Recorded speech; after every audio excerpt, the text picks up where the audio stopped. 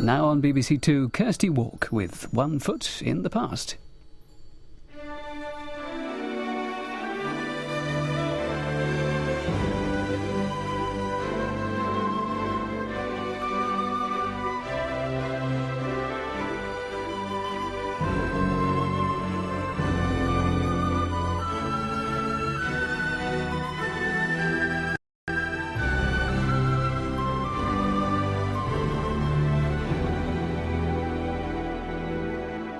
Welcome to One Foot in the Past.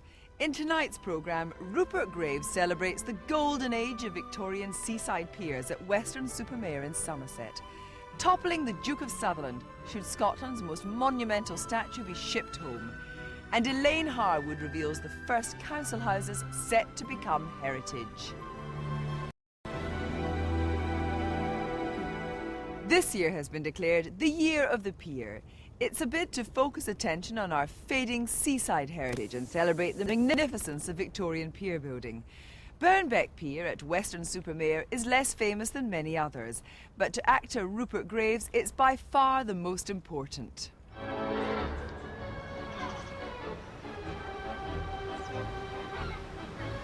Today, the biggest attraction in Weston-super-Mare, where I grew up, is the brash and gaudy Grand Pier. It's a sort of pier you'd see anywhere.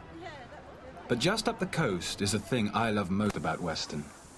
Old and broken down Burnbeck Pier, still standing, but forgotten by the public. I wouldn't think it now, but this used to be Weston's most glamorous attraction. I must have been 4 years old when I first came here, and then it seemed like a gateway to a magical world. And even today, in its dilapidated state, I'd still get a sense of the same wonder that I felt then. Burnbeck is 1,000 feet long, and as a child it seemed to stretch forever. It's the only pier in the country to connect the mainland to an island, like a bridge to another world. In its Victorian heyday, there was a great fun fair on the island. By the time I knew it in the late 60s, all that had long gone, of course. But something lingered on. What I really love about this place is that it feels so unlike a pier. It feels like a little fairy tale town. And when I was a kid, I had the run of the place. And I used to feel like I was king. It was my own little private island. It was a beautiful bubble of a fantasy. A wild, imaginary place. Everyone knew me on the pier, and there was nowhere I couldn't go. I'd race around the rocks, dodge waves, playing commandos and spies, squeezing myself into the little nooks and crannies of the island. It was just the best playground. It was the General Piers and Harbours Act that set off a whole boom in pier building in the 1860s. A local wrote at the time, "It would appear incredible that a place so mature in its pretensions and so conveniently situated as Weston-super-Mare should this day be without a pier." Burnbeck took 3 years to build, and Weston was so proud of the result that it declared a public holiday on its opening. It was designed by the most eminent pier builder of the day, Eugenius Birch. In all, he built 14 piers around the coast of Britain, and although Burnbeck was not his biggest creation, it was certainly his most elegant.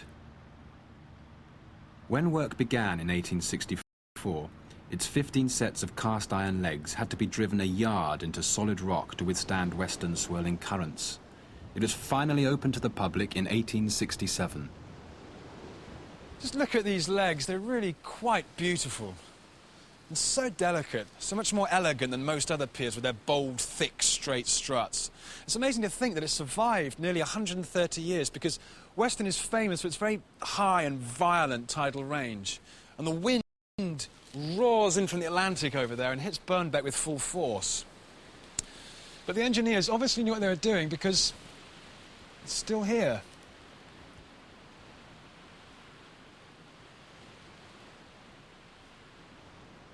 In the early days, the pier was used mainly for promenading and taking the sea air. But by the 1890s, the fun fair had been built on the island. It was enormously popular, attracting over 300,000 people a year with its array of weird and wonderful amusements. There was the Great Switchback, a forerunner of today's roller coaster, the water chute, a helter-skelter, and most terrifying of all, the steam-driven flying machine, the only one in the country at the time. It hurled people out over the sea as they flew through the air in suspended gondolas. Such was the popularity of the fun fair that a special paddle steamer service started, bringing huge numbers of visitors straight to the island, where often they would spend the whole day, never even bothering to leave the pier to go to Western Town. In the 1890s, hundreds of paddle steamers crisscrossed the Bristol Channel, transforming the fun fair into a mecca for Welsh miners and their families on bank holidays. On just one day, August the 31st, 1891, 8,000 made the crossing from Wales to Birnbeck.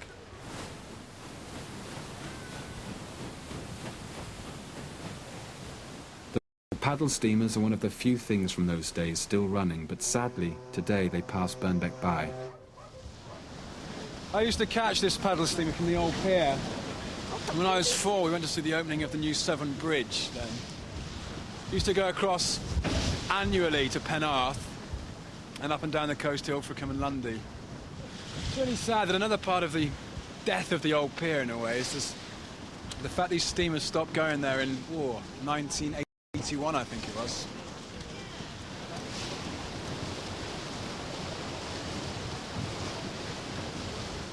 It was the opening of the Severn Bridge that spelt the end for Birnbeck. The paddle steamers had been its lifeline, and with the easy crossing from Wales to England now made by bridge, the number of passengers travelling by paddle steamer plummeted. When boats stopped docking here, the jetty fell into ruin, and now the only people to tramp down its desolate walkway are the occasional anglers.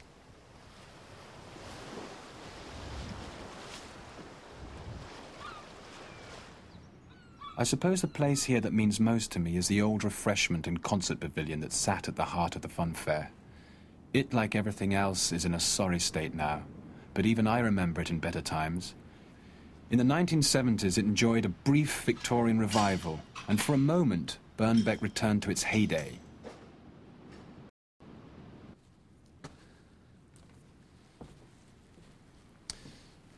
This used to be the pavilion.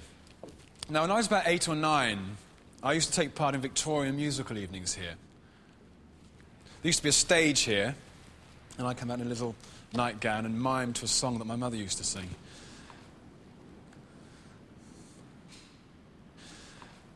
Up there used to be a little orchestra. The walls used to be decorated in velvets and yellows and purples. You can still see the remains of them up here. All the walls were lined with them then. It's really sad.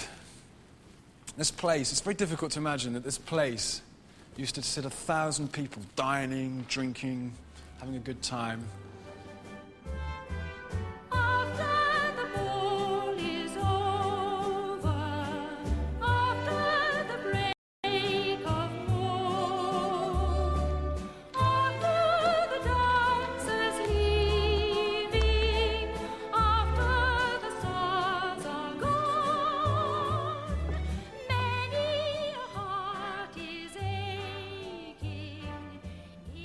It's really sad.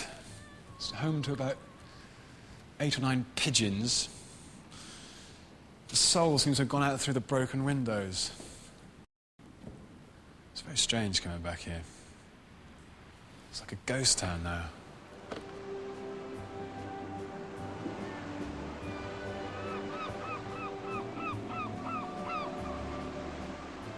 I don't know what's going to happen to Birnbeck, but its future looks pretty bleak.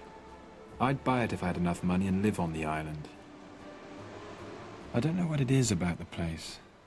It's in my heart, I suppose.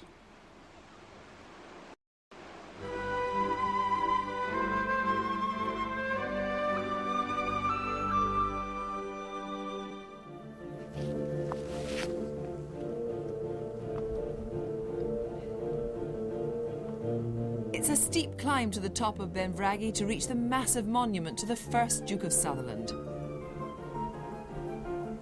He looks down on the village of Golspie, 50 miles north of Inverness, but on a clear day, people in 7 counties across the Scottish Highlands can see this 100-foot memorial to George Granville Lucen Gore.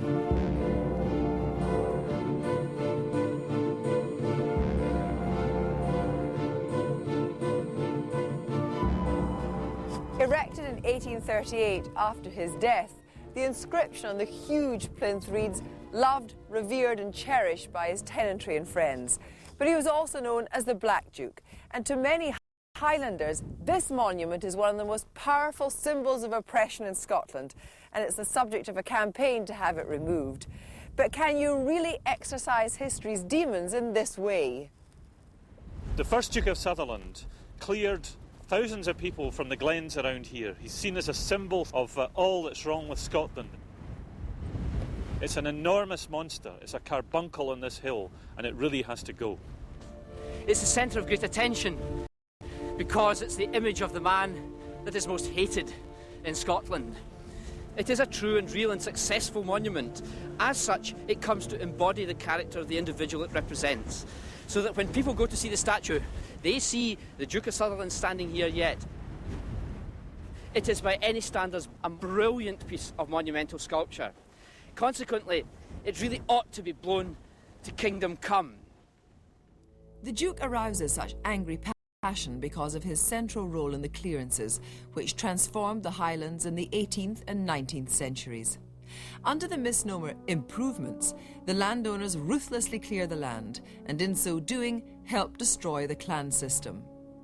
In Sutherland, the Duke and his agents forcibly evicted crofters who'd eked a meagre existence from the land for generations to make way for more profitable sheep. Shifted to the infertile land by the coast, the people faced famine and destitution or crowded onto immigrant ships bound for Canada, Australia, New Zealand and America. Many didn't survive the journey. At Croic Church, there's a lasting reminder of these terrible times in Scotland's history. 92 people, 18 families in all, were forced to make temporary shelters in the churchyard here when they were cleared out of their homes. Some have recorded their sad plight by etching in the glass of the east window of the church.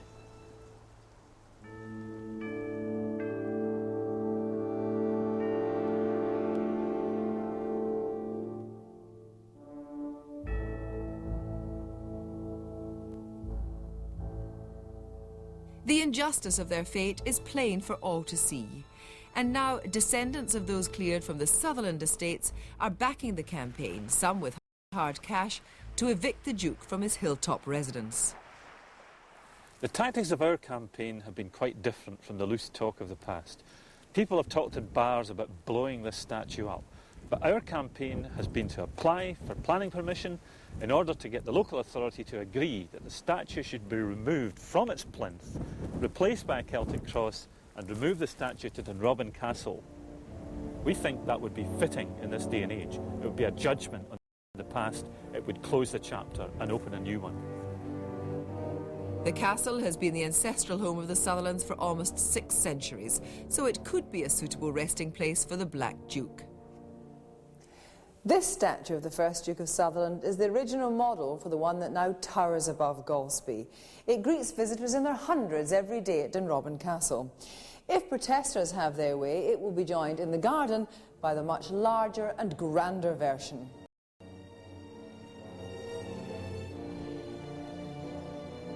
The castle is the most northerly and one of the oldest continuously inhabited of Britain's great houses, dating in parts from the early 1400s. George Granville Lucengower, a great English landowner and one of Europe's richest men, became Duke after his marriage to Elizabeth, Countess of Sutherland, in 1785. It was a profitable union. At its peak, the family owned almost all the county, 1,300,000 acres in total. It was the largest landholding in Western Europe. The estate is now less than 1/10 of its original size and is run by the son of the current Countess of Sutherland, Lord Strathnaver. The family has declined to enter the debate over its predecessor, but there is very vocal opposition to the campaign to remove the monument. In Golspie itself, locals object to what they see as interfering outsiders. We treated it with an endearing affection. It's the money. It's something that is intrinsically part of our being. In my 21 years as editor of the Northern Times, this story has actually been the biggest tale of all, the best reaction I've ever had in the way of correspondence. I should imagine I had something like 120 letters over a period of several weeks, and I would have said that maybe 93–94% were in favour of keeping the joke where he is up on that hill. It's been there for over 150 years. It's just part of the local scene, really. I think it's quite important that the monument remains where it is as a reminder of the past, of the evil that was done by the Duke of Sutherland. I think it's annoyed some of the locals that they've lived with this all their lives. They know everything about the statue.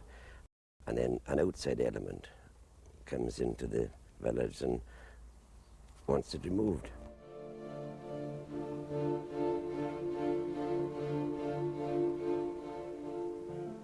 The statue was designed by Sir Francis Leggett Chantry, the leading British portrait sculptor of the early 19th century, and the plinth by the architect William Byrne.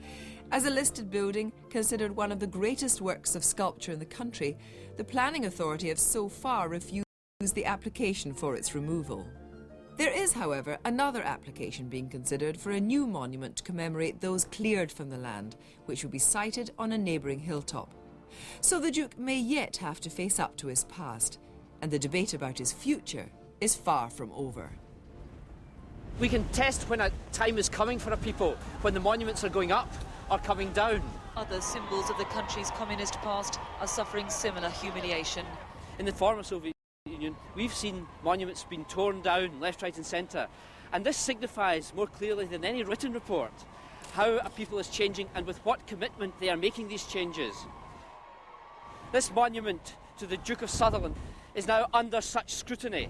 There is no doubt that changes are afoot with this work, whether it comes crashing down with the aid of gelignite, or whether it is turned on its plinth to look far up the glens that he was responsible for denuding of people, or whether it is taken down and put in an art gallery, is the big question of this epoch as Scotland moves into the 21st century. The Highlands are gaining a new confidence. People want to control the land, which has been controlled by very few landowners in the past. The Times suggest that this monument is now out of date and that we should have a right to remove the Duke from the top of it as a symbol of that time of change. At first, I couldn't see how removing the Duke would right or wrong, but having heard the arguments and having visited Croix Church, I'm not so sure. If I was descended from a family who'd been forced out of their home and left with little option but to emigrate, I would think the statue an affront, no matter its architectural merit. The Black Duke, if he remains, should not be allowed to stand alone, his view of the world unchallenged, but rather he should be joined by another monument to tell the other side of this desperate story.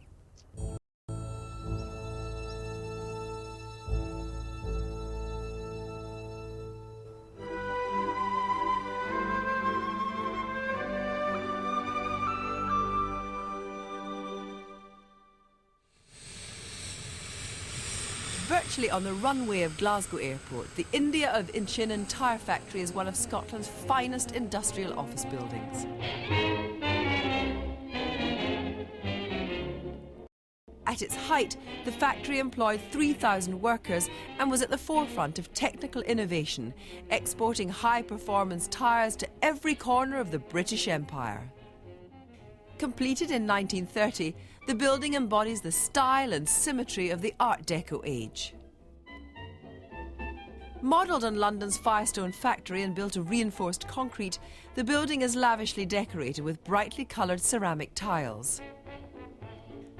Fluted mouldings ornament the parapet and windowsills, whilst green, red and black tiles adorn the capitals and entrance portal. Once brilliant white, the building has lain abandoned since the India Tyre and Rubber Company ceased trading in the early 80s. Now derelict and open to the elements, the building has become a target for vandals. Plans to demolish the building have come and gone, but the current owners are keen to see it used again. Whilst residential and retail development have been ruled out, the building could be refurbished for business use. Inquiries should be addressed to the Director of Renfrewshire Enterprise.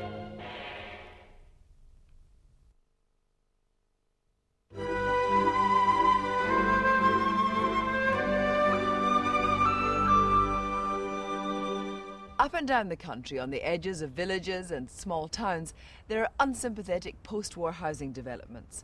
But two young architects, Herbert Taylor and David Green, set out to marry modern housing with the sensibilities of the countryside. Now their work might be listed, and for the first time, council houses become heritage. Elaine Harwood goes to Norfolk in search of an alternative vision of public housing.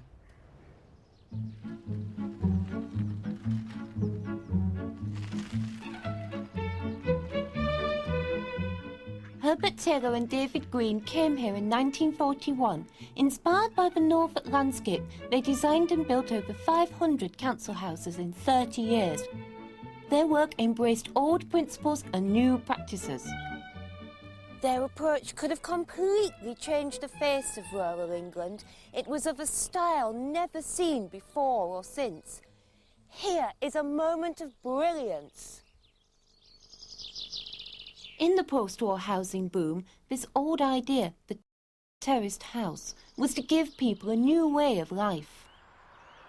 The date on the gable end reminds me of the day we got married and moved into this row. We've been waiting 5 years for these houses to be built, and they were all let to engaged couples, local people, and we all moved in more or less the same week.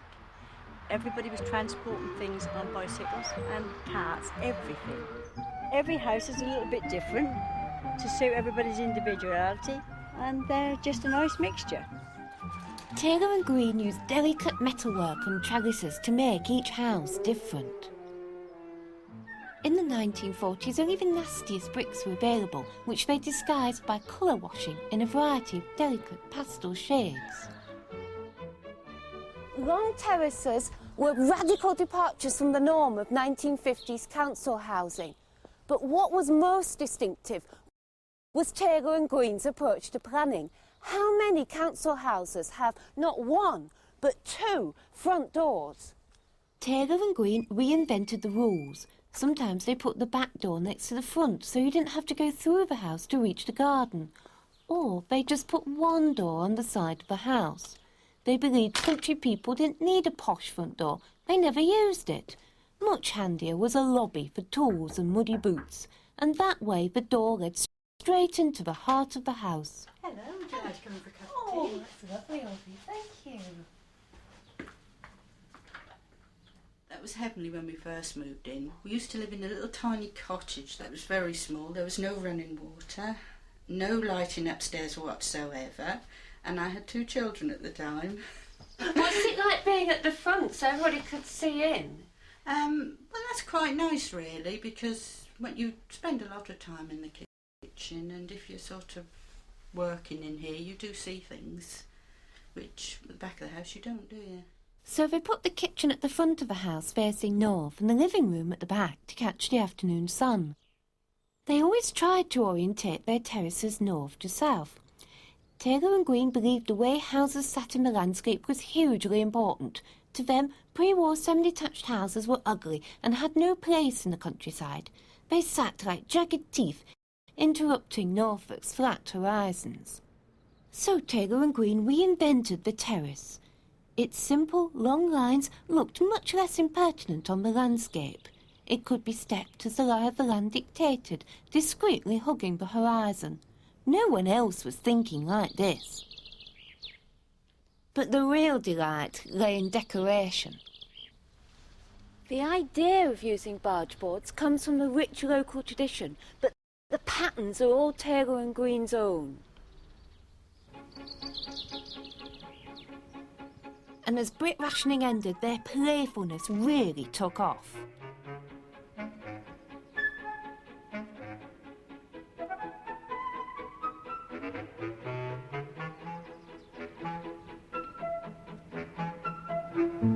These days we call this mixture of old and new postmodernism.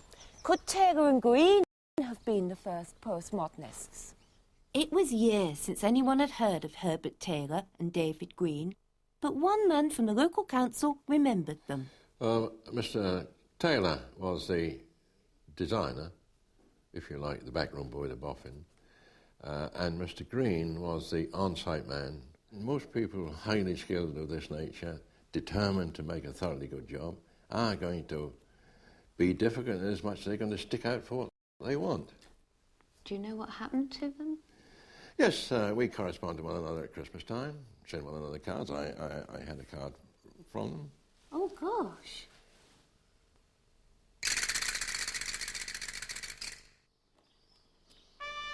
My heroes had retired to Spain in 1973. Here was my chance to ask them what had inspired two London trade and public school educated architects to turn their sites to council houses in Norfolk. When we were students, we got rather irritated with the idea that friends and so on had that we were in architecture with a capital A, which really meant for most people doing cathedrals. And in fact, of course, when we got this job of endless small houses, we were rather excited. We thought this would have far more influence and effect on the average person, and we weren't doing cathedrals anyway. What's important to you in a house? So many people have said to us, your houses all feel so good, and that was all they could say. I suppose everything must be right, and above all it must be friendly looking and light and so on, you know, and not pompous. I consider that our work is more modern than the sort of stuff that the modernists now turn out. And if we had turned out buildings like that in Norfolk, I think we would have been dropped. It's not we who've got one foot in the past, it's the current profession.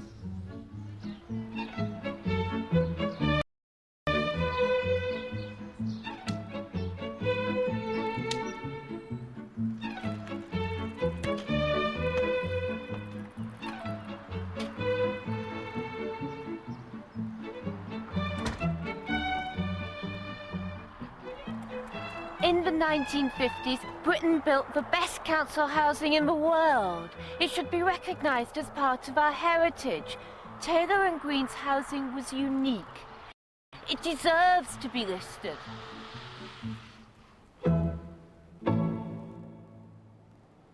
For the next month, English Heritage is inviting opinions from the public as to whether or not the work of Taylor and Green deserves listing. To give your views, you should write to English Heritage, 23 Savile Row, London.